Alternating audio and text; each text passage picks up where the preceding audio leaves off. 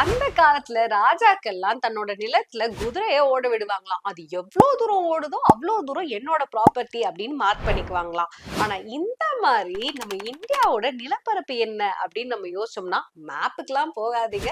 லீகலா பார்த்தோம்னா கான்ஸ்டியூஷன்ல ஆர்டிகல் 1ல ஸ்கெடியூல் 1ல சொல்லப்பட்டிருக்க ஸ்டேட் அண்ட் யூனியன் டெரிட்டரிஸ் தான் இந்தியா, பாரத் அப்படின்னு சொல்லியிருக்காங்க. So states and union territories இது ரெண்டுக்கும் என்ன பேசிக் டிஃபரன்ஸ்? ஸ்டேட்னு பாத்தீங்கன்னா அங்க ஒரு ஸ்டேட் கவர்மெண்ட் இருக்கும், சிஎம் ஆட்சி ஆழ்வாரு, கவர்னரும் இருப்பாங்க. ஆனா யூனியன் டெரிட்டரியில பாத்தீங்கன்னா உங்களுக்கு லெப்டினன்ட் கவர்னர்னு சொல்லிட்டு டைரக்டா சென்ட்ரல் கவர்மெண்டோட கண்ட்ரோல்ல ஒருத்தர் அப்பாயிண்ட் பண்ணுவாங்க.